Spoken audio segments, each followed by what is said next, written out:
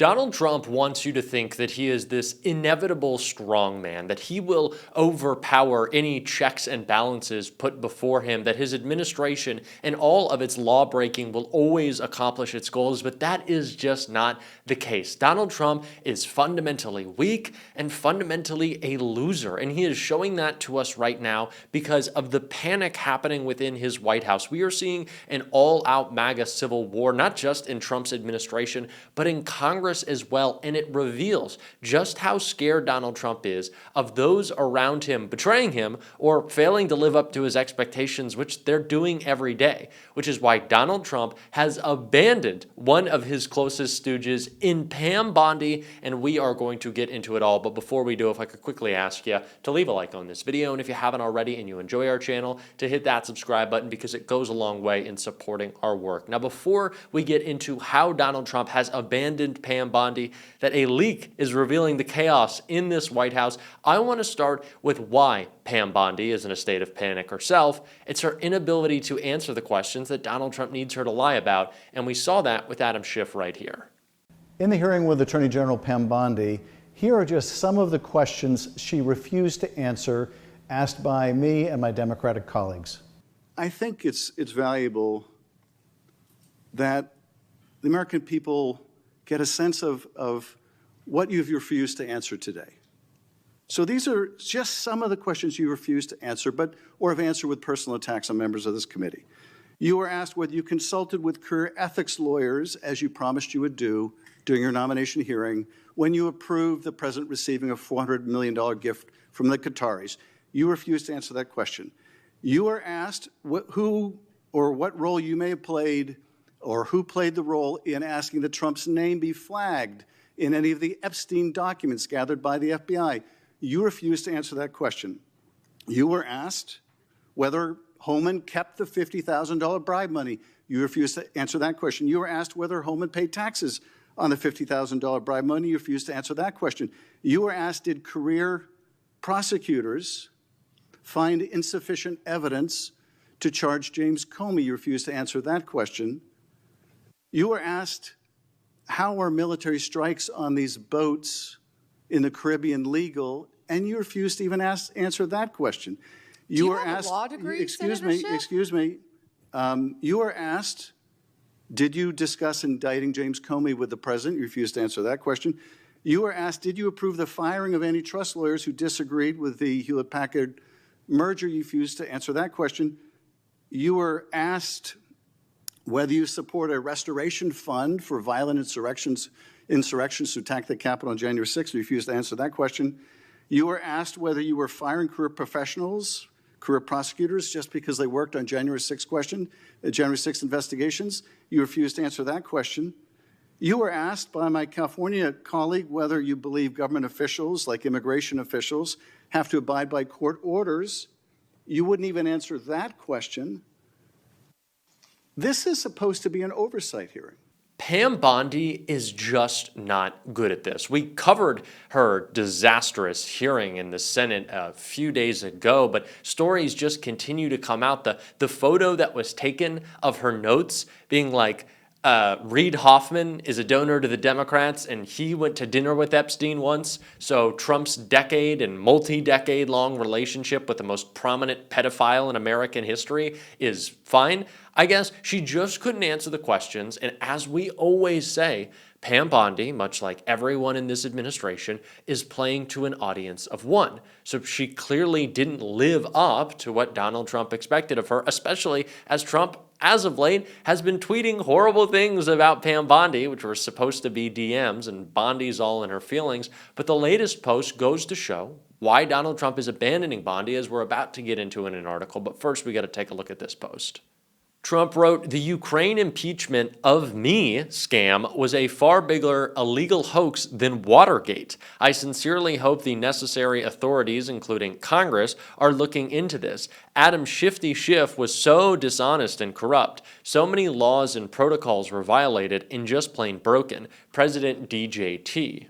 Now, I don't know if that was supposed to be another DM to Pam Bondi, but it's important to recognize that after Trump sent that tweet out, that Truth Social post that was supposed to be a direct message to Pam Bondi, according to the Wall Street Journal, Pam Bondi was upset that Donald Trump said a mean thing about her, not that the President of the United States was instructing the Attorney General to attack political opponents. No, they were fine with that. It was about the mean message, which is why Pam Bondi is likely very upset, considering Trump has just given up on her altogether. Why Trump's beauty queen prosecutor went behind Bondi's back. Donald Trump's new prosecutorial bulldog is showing mounting signs of impatience as she moves at breakneck speed against the president's political enemies. Lindsay Halligan, whom Trump last appointed, a U.S. attorney for the Eastern District of Virginia, made the decision to file charges against New York Attorney General Letitia James this week without letting either Attorney General Pam Bondi or Deputy Attorney General Todd Blanche know ahead of time.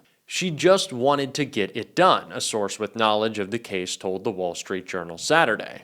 The newspaper adds Halligan had originally wanted to indict James in Norfolk, Virginia, where some of her colleagues believe she stood a better chance of getting a conservative jury at trial. Her decision to file in Alexandria instead, where she may now face a more liberal pool of jurors, reportedly followed after she learned that Norfolk was off the table until sometime next week. A former insurance lawyer who, like Deputy AG Blanche, has also worked as Trump's personal defense attorney in the past, Halligan has never prosecuted a case before. Critics have slammed her moves against both James and former FBI Director James Comey as not only a sign of her inexperience, but also her die-hard loyalty to the MAGA leader and a mounting weaponization of the DOJ, given the perceived evidentiary weakness of both cases. The Wall Street Journal notes there may also be practical reasons behind the apparent urgency of Halligan's filings against the president's foes. Her position as U.S. attorney is technically subject to Senate confirmation, and interim officials are only eligible to serve for 120 days.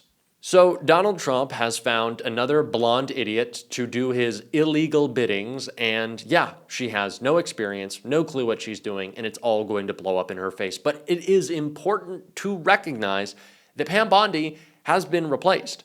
That Pam Bondi was only so willing to go so far in her MAGA extremism, and I don't even know if that's the case. There's nothing grounding Pam Bondi morally. This is someone who is covering up for one of the most disgusting abuse scandals in history by hiding the Epstein files. What I think this is Pam Bondi afraid to be humiliated. Halligan clearly doesn't care that she's going to lose this case, that she doesn't know how to win a case, that she's never been involved in a case, but she's willing to humiliate herself. And honestly, that alone is the biggest key to Donald Trump's heart. It is not success. If it was success, Carolyn Leavitt wouldn't be the press secretary. J.D. Vance wouldn't be the VP. Hell, we have a fucking Fox host as our Secretary of Defense. This has nothing to do with success. It is debase yourself, debase yourself, debase yourself. And I guess Pam didn't want to suffer another loss, which she's been doing a lot lately, but will be soon coming to Lindsay Halligan, and already is, as Lawrence O'Donnell reported right here.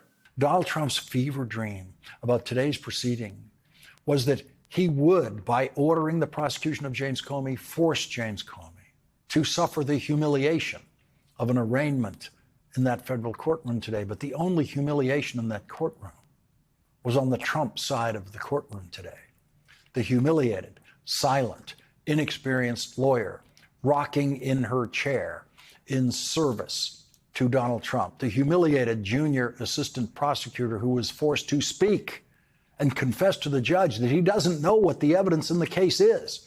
And then the humiliated other assistant federal prosecutor, who's an experienced prosecutor, but who remained silent throughout the 27-minute proceeding. Patrick Fitzgerald is actually the most experienced prosecutor in the room. He's a former prosecutor who prosecuted the governor of Illinois, Rod Blagojevich, on corruption charges. He prosecuted Al-Qaeda in terrorism cases.